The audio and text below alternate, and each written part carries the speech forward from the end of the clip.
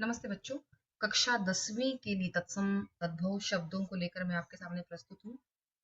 तद्भव और तत्सम शब्द क्या होते? तद्भव और तत्सम शब्द, तत्सम संस्कृत के शब्दों का प्रयोग मतलब एज इट इज हम हिंदी में करते हैं, जैसे संस्कृत में है वैसे ही हिंदी में, उसे हम कहते हैं तत्सम।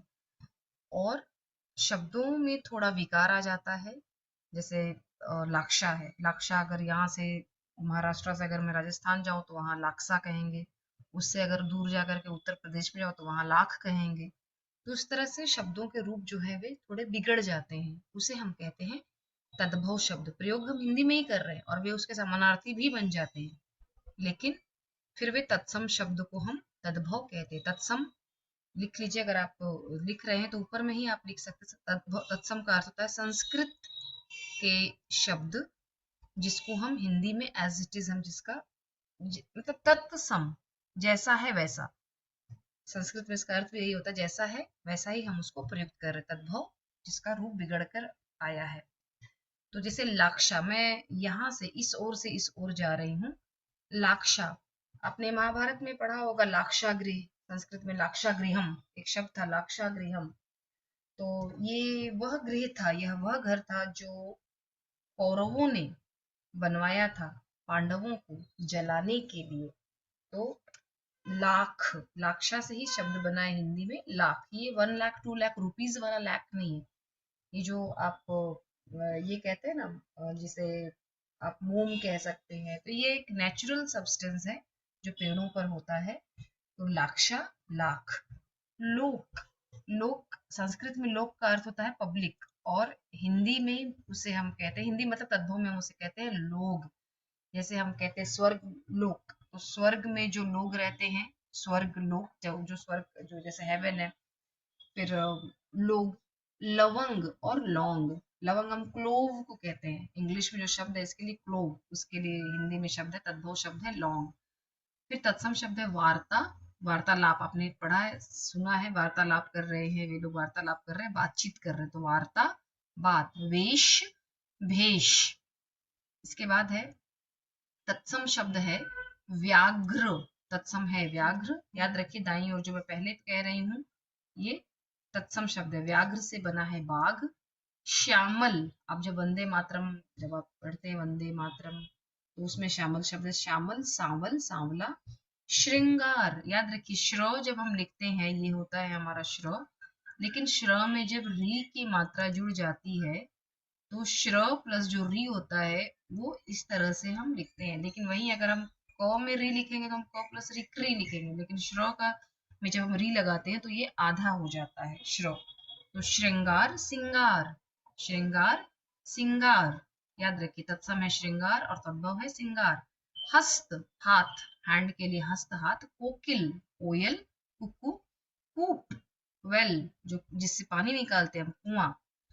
कज्जल, काजल, जो काजल जो हम आंखों में लगाते हैं, काजल। क्षेत्र, कई ऐसे शब्दों को मैंने आपको मेरे पिछले वीडियोस को भी आप देखिए तत्सम तद्भव शब्दों के लिए, वो भी इक्वली इंपॉर्टेंट है कि तत्सम में जो अक्षर होता है वो हिंदी में ख में बदल जाता है। जैसे अक्षी जब हम हिंदी में लिखते हैं तो वो होता है आंख।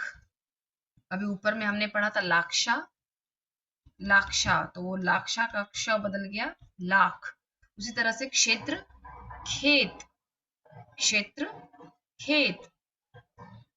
नेक्स्ट अगला शब्द है आशा, आस, आश्रय, आसरा। आपने अपना अपना भाग्य कहानी में आपने पढ़ा था, वो जो बालक है, कौन बालक? पहाड़ी बालक, वह आश्रय की तलाश में, तलाश में। आश्रय क्या है? यह है तत्सम शब्द। और आसरा क्या है? यह है तद्भव शब्द। तो आश्रय की तलाश में, आश्रय की तलाश में, शेल्टर की तलाश में वह क्या कर रहा था? यहाँ वहां मारा मारा फिर रहा था।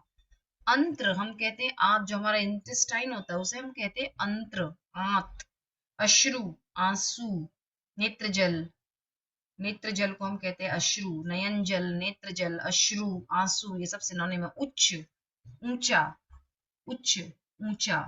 आगे बढ़ते हैं इसके बाद काज, कार्य, काज, कार्य। काज का अर्थ ही होता है तुम्हें कुछ काम काज नहीं है क्या? काज, कार्य। अम्बा, अम्मा, माँ को, अम्बा, माँ, अम्मा। भित्ति, भीत, भित्ति होता है जैसे किसी केव के अंदर का भाग, उसे हम कहते हैं भित्ति, कोई अंदरूनी भाग, उसे हम कहते हैं भित्ति। भीत, श्रृंखला, सांकल, वापस से अभी मैंने बताया था आपको कि जब श्र में री लगाते हैं तो ये श्र आधा हो जाता है, ये इसका जो दूसरी टांग है वो गायब हो जाती है। श्रृंखला, सांकल। शुष्क, सूखा। मृत्तिका, मिट्टी, मृत्तिका, मिट्टी। इसके बाद आगे बढ़ते हैं। खटवा, खाट, खटवा, खाट, चारपाई, खाट पर सोते हैं लोग। क्षीर, खीर को कहते हैं क्षीर। गौर मतलब होता है गोरा, गुहा मतलब होता है गुफा। ग्राम का अर्थ है, ग्राम का अर्थ है गांव, जस्ट अ सेकेंड, ग्राम का अर्थ है गांव। घृत का अर्थ है घी। चक्र का अर्थ होता है चक्कर, चक्र, चक्कर। नेक्स्ट है चंद्र का अर्थ है चांद।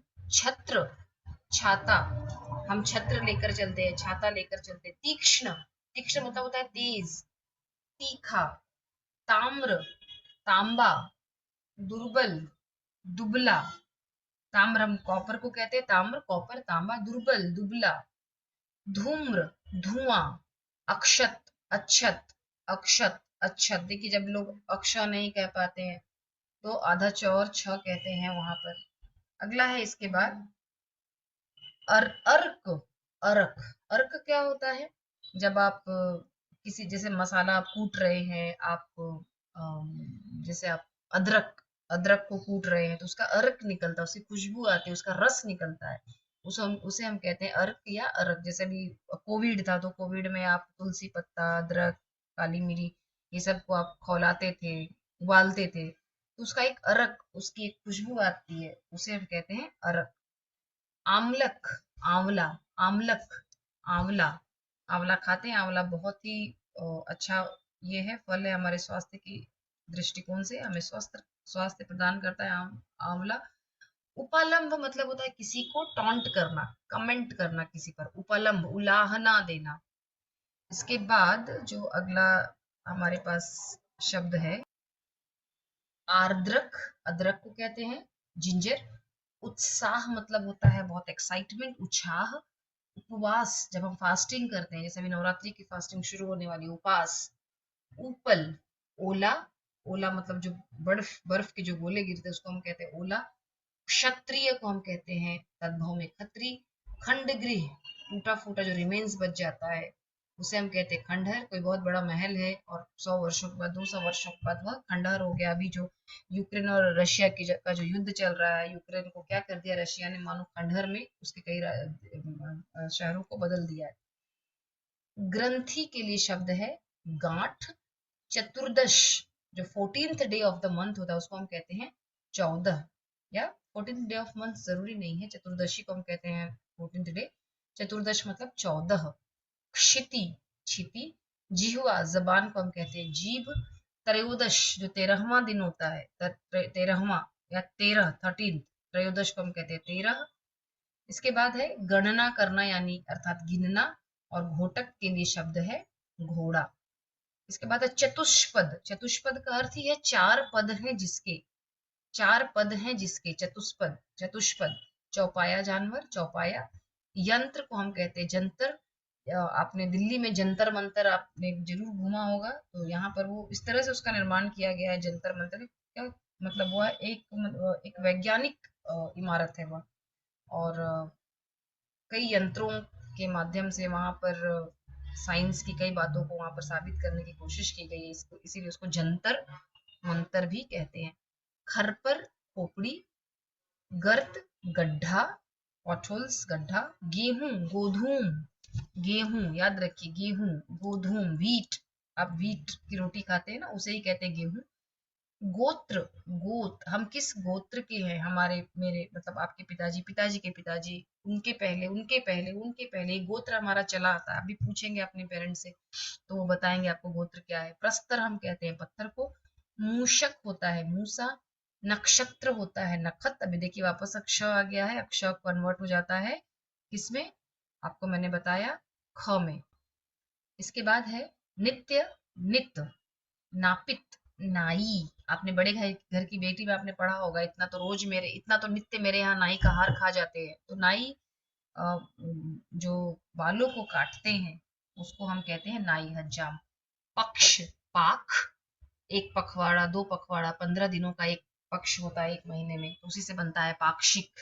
पक्ष, पाक्षिक, उसे ही कहा गया है पाख, अक्ष ख में बदल गया।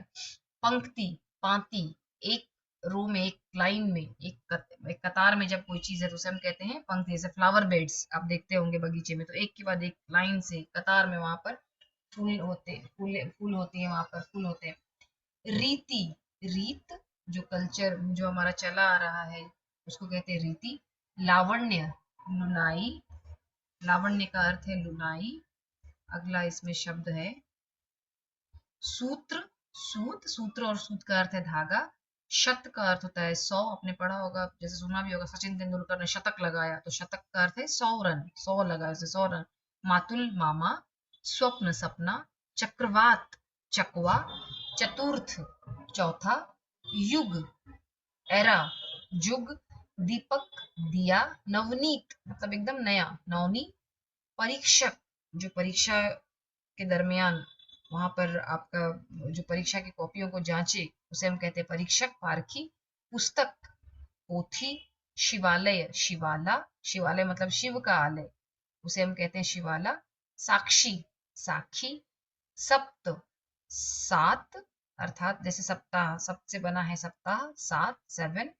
तो पढ़िए, रटिए, रट्टा करना जरूरी है और लिख कर अभ्यास कीजिए जरूर।